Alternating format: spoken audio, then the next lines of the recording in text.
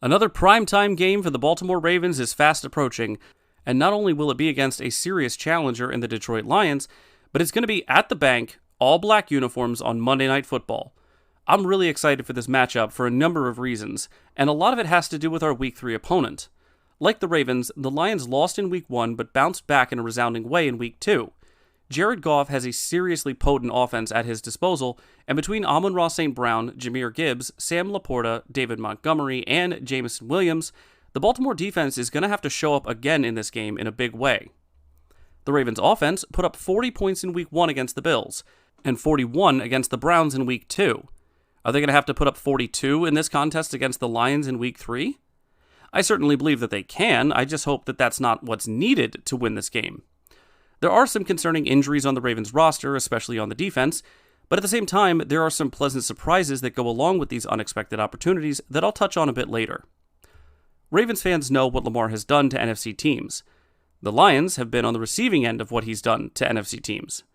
Will this game go against that trend for the Ravens, or will Lamar, the Baba Yaga of the NFC, show up for Blackout night in Baltimore?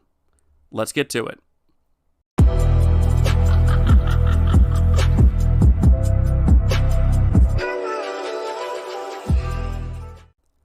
Welcome in, everyone. This is Jordan with Ravens Flash Report, and if you guys are hyped for this Monday Night Football matchup, hit that like button. Don't forget to subscribe if you're new around here so you don't miss out on Ravens game previews, game recaps, player analysis videos, and more. And whether you're a Ravens fan or Lions fan, let me see your score predictions down in the comments section below. If you don't have a score prediction, let me know what Raven or Lion you think will be a difference maker in this game. We are going to go through these teams who have only played in 2 games, mind you, and try to get an idea of what this matchup is going to look like. What problems are these offenses going to give their opposing defenses? Do the coaches and coordinators have a plan to deal with some of the playmakers and disruptors on either side of the ball for their respective opponents? And of course, who are my offensive and defensive breakout performers in this game? I feel like I've been a bit rude to the opposing fan guests of this channel this year, unintentionally of course, by forgetting to cover their team first as a courtesy. So, let's get back to that practice and cover the Lions first. Starting with the Lions offense, we see the continued success of Jared Goff, who has been playing at a top-tier level over the past 3 years with Detroit. Yes, the Rams won a Super Bowl with Matthew Stafford, but the change in scenery for Goff was, in my opinion, career redefining. With a nearly even split in games played since coming to Detroit, we can see that he's clearly improved in almost every area of play. A higher completion percentage, more touchdowns and touchdown percentage, less interceptions and lower interception percentage, and even if you don't believe in quarterback rating as a true stat or metric, it's hard to argue that with his rating being 10 points higher with his time in Detroit, that he hasn't improved. I also think this offense he has at his disposal is one of, if not the best that he's ever had, with a great balance of weapons on the ground and through the air. For Detroit offensive coordinator John Morton, having a pair of running backs like Gibbs and Montgomery in the same backfield essentially gives him 2 starting running backs on the same offense. In just the 2 seasons that these guys have played together, they have combined for video game-like numbers in both the run and receiving game. 836 rushing attempts for 4,147 yards and 51 rushing touchdowns. If you combine that with their 156 receptions for 1,291 yards and an additional 5 receiving touchdowns, this is without a doubt the most dangerous and effective running back tandem in the league. For my money, as a Ravens fan though, Jahmyr Gibbs is the bigger threat to our defense. Because while the two together are a nightmare pairing, Gibbs just last year ran for over 1,400 yards, had over 500 yards receiving, and a combined 20 touchdowns from scrimmage. In my opinion, his versatility and utility in this offense poses the biggest threat to this Ravens team on Monday night. In the receiving game, there's a good balance of skill sets and play styles that keep the Lions' passing game one of the most balanced and effective in the league. With speedster Jameson Williams, who's averaging almost 22 yards per reception in 2025, Gibbs, who we already mentioned, has caught all 13 targets thrown his way so far this year, and the tight end pairing of Laporta and Wright, Goff is basically spoiled with choices. By far, though, the receiver that poses the biggest threat to the Ravens secondary is, of course, Amon-Ra St. Brown. Now, I'm not going to lie to you, Amon-Ra St. Brown is probably my favorite non-Raven player in the league, and in my opinion, he's an underrated receiver who belongs in the conversation of top 5 wide receivers in the NFL. Last time the Lions came to Baltimore, St. Brown had 13 receptions on 19 targets for 102 yards. which was by far the most in each of those categories, and that showcases how the Lions feel about his usage.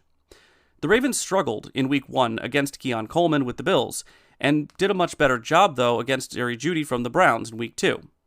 The Ravens secondary will have to give a lot of attention to St. Brown if they don't want him to turn in another 100-yard performance. With that said, though, let's take a look at our own offensive arsenal, which has a quarterback at the helm who's, pretty good, I guess. As the starter for the home games over his career, Lamar is 37-11 when playing in Baltimore.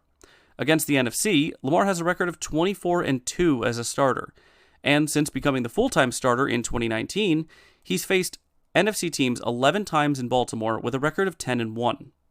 Lamar also happens to be pretty good in primetime games with a career record of 19-5, winning 11 of his last 12 under the lights, and on Monday Night Football in particular, Lamar is 7-2. So basically, Lamar plays well in Baltimore, plays well against NFC teams, and plays well in primetime games. That's a pretty nice combination for Ravens fans coming into this matchup. Not only does Lamar clearly win games under these circumstances, he also happens to be off to the best start of his career from a statistical point of view. He's completing 69% of his passes through just 2 games, and is on pace for 3,700 yards, 51 touchdowns, 0 interceptions, a passer rating of 136.6, over 700 rushing yards, and 8 rushing touchdowns.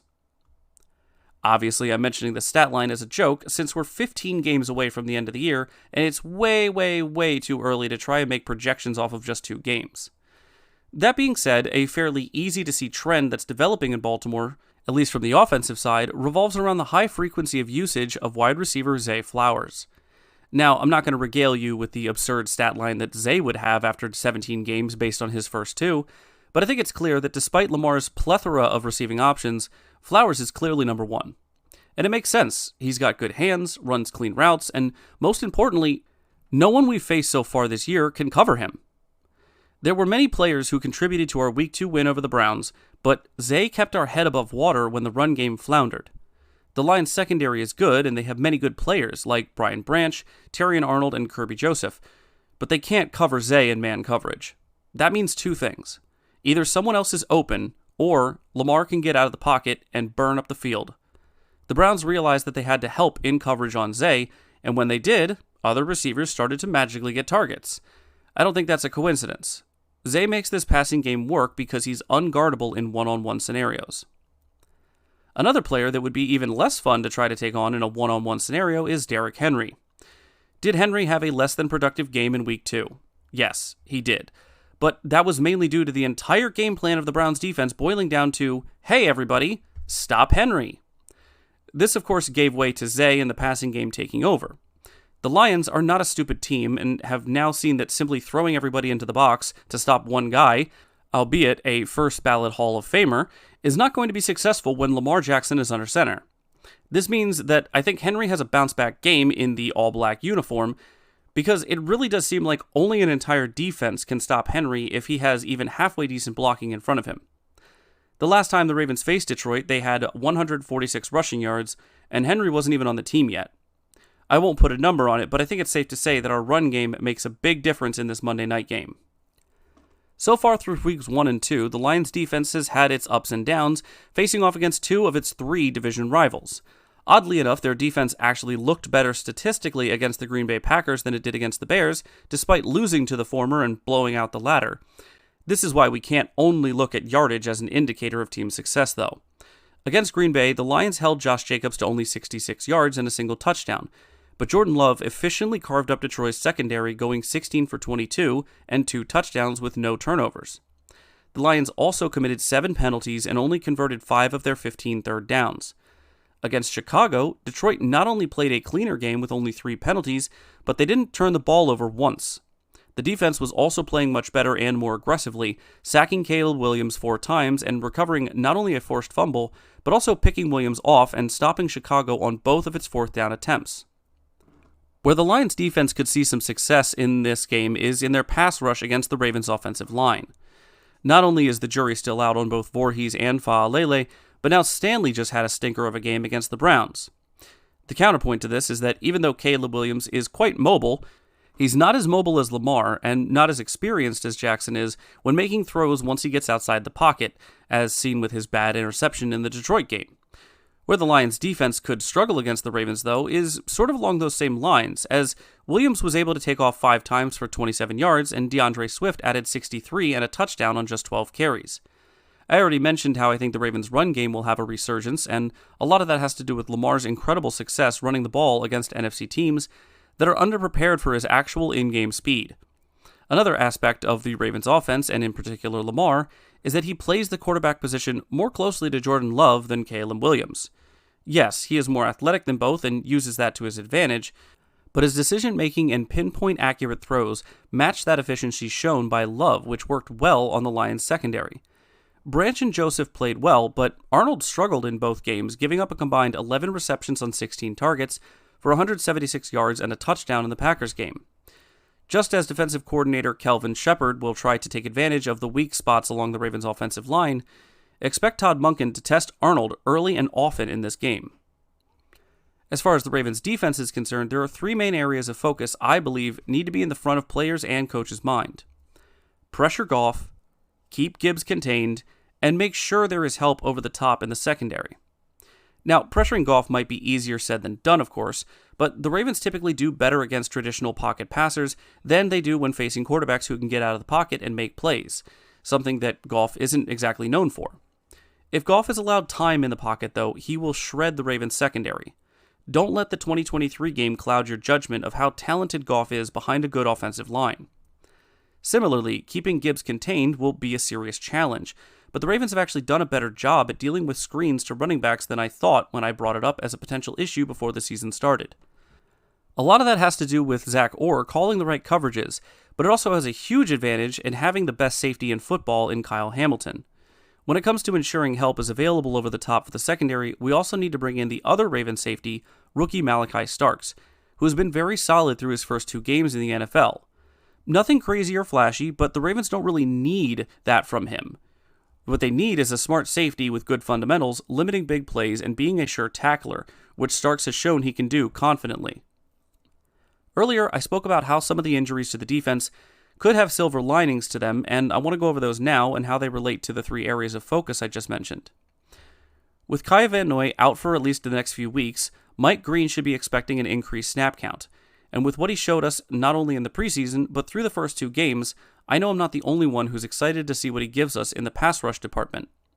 With Madubuike looking like he did in 2023, providing pressure up the middle, it'll be interesting to see how effective the speed of Odafe Oweh and Mike Green can be on the edges. As far as keeping Gibbs contained, that still is an area I foresee Hamilton and Roquan tackling, pun intended. Hamilton was consistently involved, but Roquan was noticeably more effective in his role versus the Browns than against the Bills. And I think the reason for that was Teddy Buchanan. Buchanan's snap count on defense doubled from 29 or 34% in the Bills game up to 60 or 82% against the Browns, since he started for Trenton Simpson in that game. This change was, in my opinion, a big factor that helped Roquan go from slow, confused, and out of position to AFC Defensive Player of the Week. Now, the injury issue with Jair Alexander doesn't have a silver lining to itself per se, but rather we have seen a lot more of Chidobe Awuzie than I thought we would, and I have to say that I've been pleasantly surprised. He's had some plays where he got beat, but that's every corner, and despite those plays, you have to admit that we would be in a much worse place if it were Brandon Stevens out there instead of Awuzie. I'm expecting a much more competitive game this Monday night from the Lions than we saw in 2023, and to be honest, I'm glad that we're home for it. The Ravens flock is well known for having a legitimate impact on games with their cheering, and with Monday being primetime and Blackout game, you can bet Charm City faithful is going to be out there going crazy at the bank. Winning this game is not only important because every win gets us closer to the postseason, but also our AFC North competitors are going to have stiff competition in their games, which could allow us a chance to be right back at the top of the division if we could take care of business. The Browns are hosting the Packers on Sunday, and from what we saw, I'm expecting Green Bay to move to 3-0 decisively. The Bengals face off against the Vikings, who haven't looked as dominant with J.J. McCarthy under center, but with him expected to miss between 2 to 4 weeks with an ankle injury, it's going to be a battle of the backups between Browning for Cincinnati and Carson Wentz from Minnesota. A big factor here is that game takes place in Minnesota, not in Cincinnati. And finally, the Steelers are set to travel to Foxborough to take on the Patriots, who aren't necessarily world beaters, but considering how poor the Steelers' defense has played so far this year, and how good the Patriots' defense has looked against the run at least, there is a chance that the Pats could get a cheeky win at home and send the Steelers back to Pittsburgh with their second loss of the season. Moving on to the breakout performers of this game, let's switch it up and talk about my defensive breakout performer of the game first, Mike Green. With a large snap count expected for him in this game, I think he takes full advantage of it and has a huge impact on the Lions' passing game. His quarterback hit on Flacco last week was so close to being a sack, and with his snaps going from 26 to 45 between weeks 1 and 2, I could see him getting multiple opportunities to get some shots on Goff.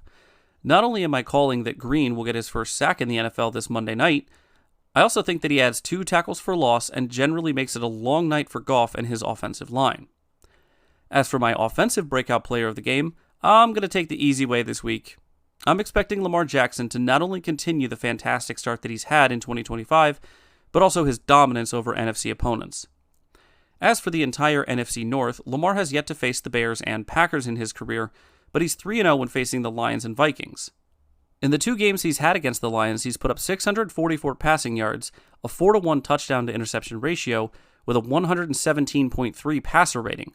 He's also run the ball 16 times for 94 yards and another touchdown on the ground. Like I just mentioned, I don't expect another blowout, but for Lamar, I can see him having his first 300-yard passing game of the season, 3 passing touchdowns, and adding another 60-plus yards on the ground with anywhere between 6 to 10 carries. The Ravens will have to play a clean game on Monday, not only needing to limit the penalties called against them, but also by securing the ball and not turning it over. We can't let the Ravens get in the way of the Ravens in this game. We'll also need to keep the offensive play calling diverse and effective to make the most of the run game, but also to keep the Lions from stacking the box by spreading the ball around and keeping them honest. Another group that needs to show up again in this game that we haven't talked about is special teams. Field position could play a huge role in this game with how dynamic and creative these offenses are, so winning that battle is going to be important. And while I'm confident in Tyler Loop's field goal kicking, he needs to improve his kickoffs. We cannot afford to let this Lions offense start out on the 40-yard line. As for my score prediction, which I have just been nailing so far this year, I might add, I am predicting a high-scoring but close game with the Ravens coming out on top 38-35. I'm not calling for Loop to hit a 66-yarder to win it, but I do think it's going to be a one-score win for this one against a very good Lions team. If you guys are excited for this game and looking forward to the primetime Blackout game at the bank this Monday night, and you've enjoyed this Week 3 preview, hit that like button for me. I really appreciate it. Don't forget to subscribe if you're new around here for more Ravens content, and regardless of which team you're rooting for, put your final score predictions and which player you think will be a difference maker in this game on offense or defense down in the comments section below. As always, guys, stay safe out there, and go Ravens.